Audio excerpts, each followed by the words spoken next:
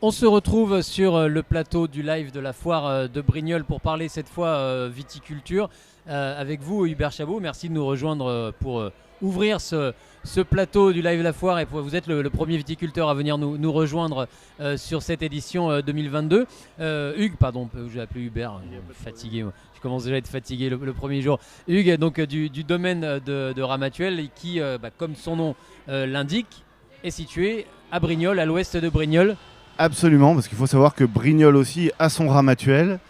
Voilà, c'est un quartier de Brignoles, carrément. On est à l'ouest de Brignoles, on est voisin avec la sécurité civile.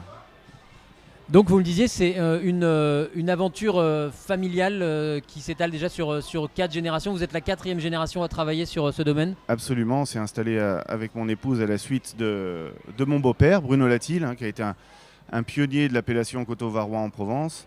Et on a repris le flambeau. Et donc effectivement, on est bien la 4e génération à travailler ce beau terroir aux portes de Brignoles.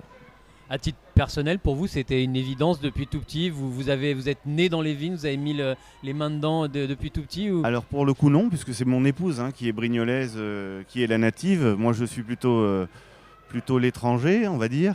Et je me suis fait adopter à la fois par sa famille, par le terroir et par la vigne. Et donc maintenant il n'y a aucun autre métier que j'aurais souhaité faire maintenant que je suis les mains et la tête dans les vignes.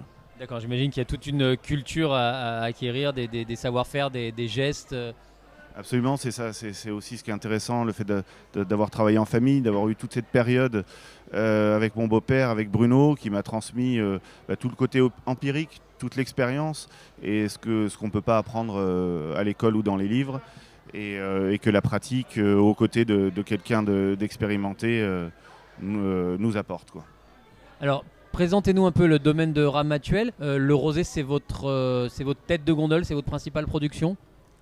Alors, on est dans une région, effectivement, on est connu pour nos rosés, mais on ne fait pas que du rosé. On a bien sûr des rouges et des blancs.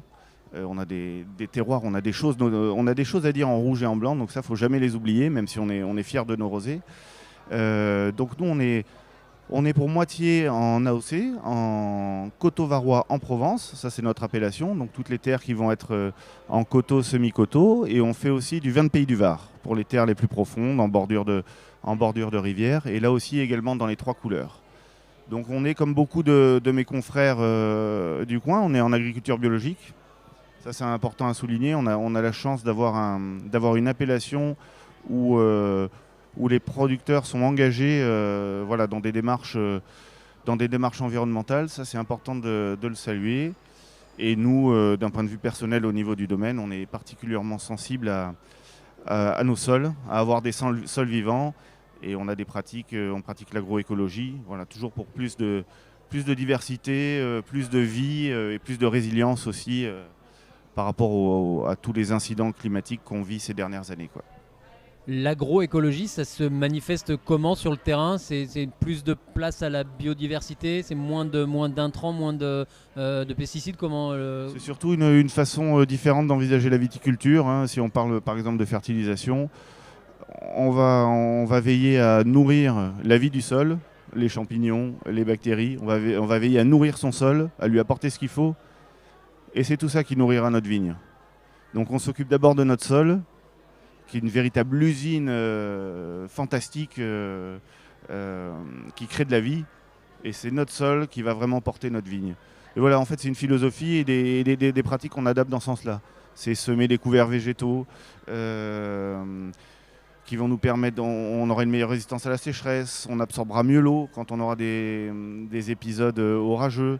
On aura de la matière organique, on va avoir une fertilisation naturelle, on dépendra donc moins d'intrants extérieurs. Et c'est entamer des cercles vertueux, finalement. Les grandes lignes de la production, la répartition entre rouge, rosé, blanc, que vous disiez, le rosé est prépondérant, mais en gros, ça va être en pourcentage? Suivant les années, nous, on est à 75% de rosé. Voilà. Et on pourrait aller au-delà, parce qu'on nous demande toujours davantage de rosé. Mais encore une fois, on a ça à cœur. On peut sortir des grands rouges et des grands blancs. Donc, pour moi, en tant que vigneron, c'est important d'exprimer cette facette de notre terroir. Les particularités du rosé de Brignoles, ça va être quoi par rapport par rapport à la terre, par rapport à le côté minéral peut-être? Alors non, nous, à Brignoles en particulier, et notre appellation Coteaux-Varois en Provence, on a des sols argilo-calcaires. Au niveau climatique, on pourrait dire qu'on a un petit climat continental, hein, donc un hiver froid, un été chaud, mais avec quand même des nuits fraîches. Et ça se manifeste dans nos vins par une vivacité. On a des vins toniques qu'on trouvera moins, par exemple, sur des terroirs de bord de mer. Voilà, ce côté ce côté contrasté dans le climat qu'on retrouve au niveau de nos vins. Voilà. D'accord.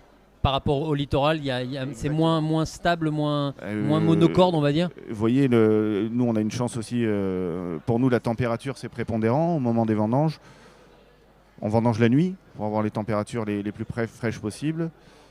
Et c'est courant qu'on rentre à un raisin qui, le matin, est à 4-5 degrés en température. Vous vous réveillez peut-être vous plus tard. Nous, on a démarré notre journée à 2h30. Et ceux qui se réveillent ou qui commencent leur journée à 9h, il fait déjà 15-20 degrés. Mais on a ce froid matinal qui nous aide, qui type nos vins et qui nous aide au moment des vendanges pour avoir un raisin froid naturellement.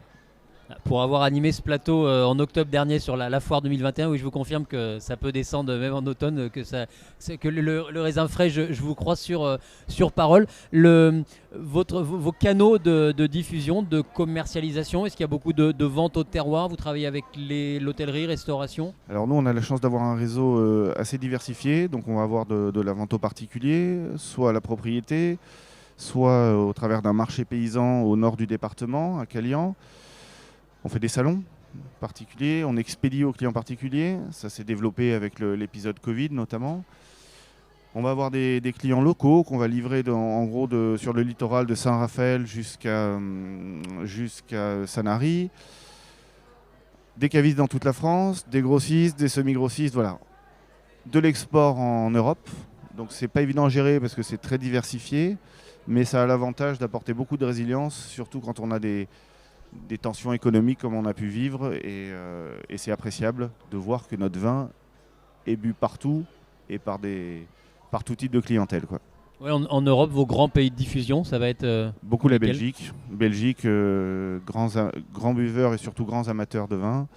Donc Belgique, Pays-Bas, un peu d'Allemagne, voilà pour la plupart, quoi.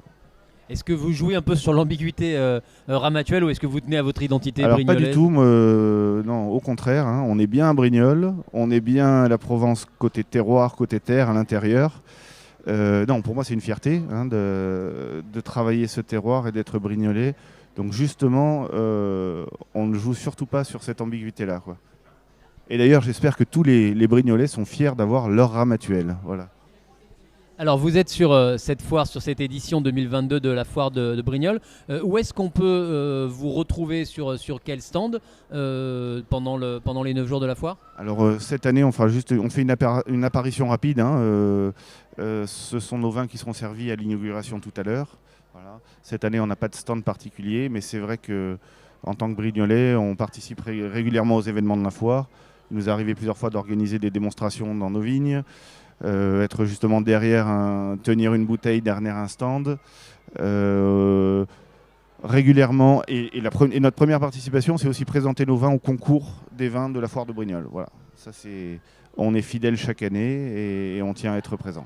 Dans les 3 couleurs, vous allez présenter des candidats? Ça dépend des années. Cette année, on a présenté une cuvée en rosé. Mais c'est vrai que nous, comme on n'est pas loin, hein, il suffit de faire à peine 2 kilomètres pour venir nous retrouver. Donc on est là en voisin. Voilà.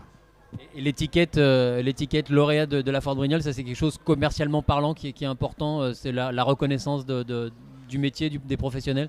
Alors en tout cas, son impact commercial, je ne peux pas trop vous en parler, mais en tout cas l'impact au niveau du cœur, nous c'est une médaille qui nous tient particulièrement à cœur. Donc on est toujours ravis d'être médaillés ici. Eh ben, on va vous souhaiter bonne chance pour ce concours 2022. On va donc retrouver vos vins en dégustation à l'occasion de l'inauguration officielle de la foire. Et puis le domaine de Ramatuelle est ouvert au grand public pour les dégustations. J'imagine que vous avez toujours plaisir à faire découvrir votre travail. Absolument, absolument. On vous attend avec plaisir.